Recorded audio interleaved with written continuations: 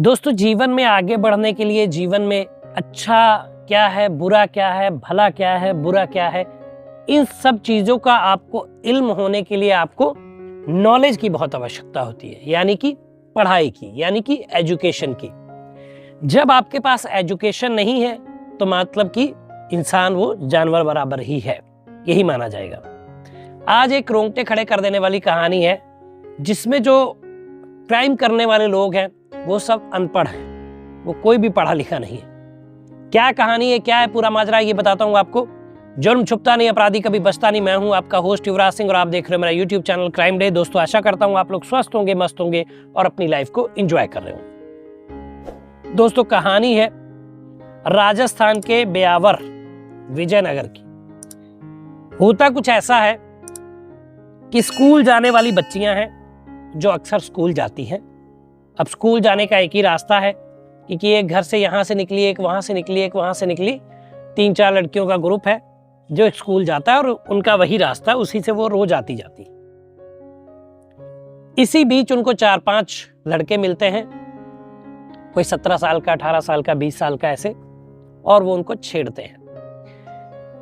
अब ये कहानी रोज की हो गई। लड़कियां इंटरेस्ट नहीं दे रही थी, वो बच्चियां थी, इस बात को ज्यादा समझ नहीं रही थी। लेकिन धीरे धीरे ये बात इतनी बढ़ी कि लड़कों ने अपने चिट्ठियां लिखकर, प्रेम पत्र लिखकर उन लड़कियों के आगे फेंकने शुरू किए। अब लड़कियां भी थोड़ी बड़ी हो रही थी, धीरे धीरे 6-7 महीने टाइम बीत गया था। जब ये चिट्ठियां उनके पास आने लगी तो उन्होंने चिट्ठियां उठाई। किशोरावस्था की उम्र, जानते हैं कि जवानी की दहलीज पे कदम होते हैं तो कदम डगमगाते जरूर हैं और इंसान जो है बहक जरूर जाता है। वैसा ही हुआ। ये लड़कियां बहकी और उन्होंने वो चिट्ठियों के जवाब देने शुरू किए। उसके बाद इन लड़कों ने जो है कुछ मोबाइल छोटे वाले, कीपैड वाले खरीदे और इन लड़कियों को दे दिए क्योंकि वो बात करना चाहते थे। जानते हैं कि छोटा कीपैड मोबाइल जो है 1000-1200 में आ जाता है, इसलिए मिल जाता, ज्यादा पैसा खर्च करना नहीं पड़ता। मोबाइल दिए तो इन लोग की बातचीत शुरू हो गई। बातचीत शुरू हो गई तो प्यार मोहब्बत की बातें, जैसा आप जानते होती हैं, वो शुरू हुई। इसके बाद इन लड़कों ने जो है इन लड़कियों को मिलने के लिए बोला कि हम लोग चलते हैं, कहीं घूमते हैं, मिलते हैं। फिर इन लड़कियों ने स्कूल से बंक मारे और घूमना फिरना शुरू किया।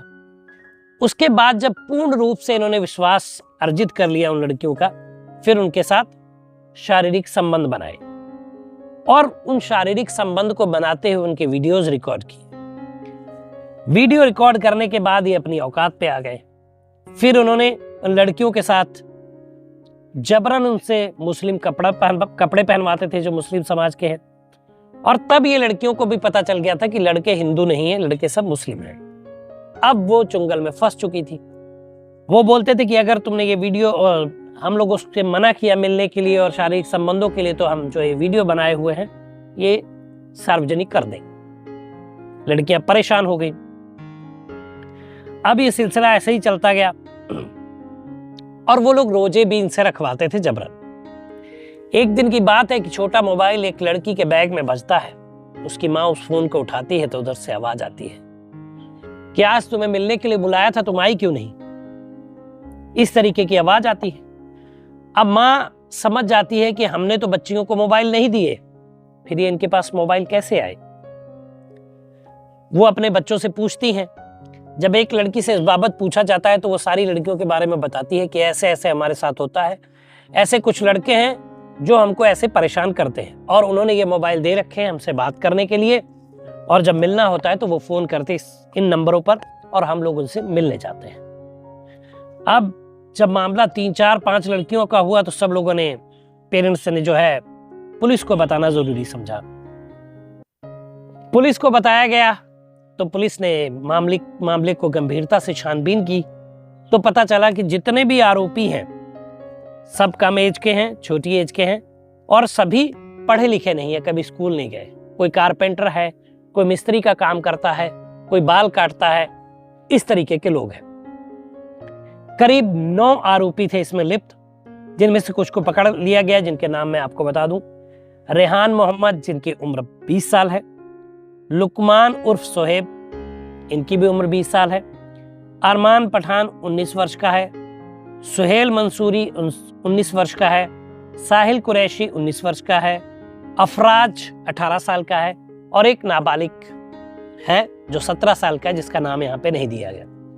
इतने लोगों को गिरफ्तार किया और उन पे कार्रवाई की जा रही है, लेकिन जो 17 साल का था उसको बाल सुधार गृह भेज दिया गया। और जो बचे आरोपी हैं उनको भी पुलिस उनकी जानकारी ले रही है, गिरफ्त में करने की कोशिश कर रही है, उन पे भी शिकंजा कसा जाएगा और इनके बाबत उन लोग को भी पकड़ा जाएगा।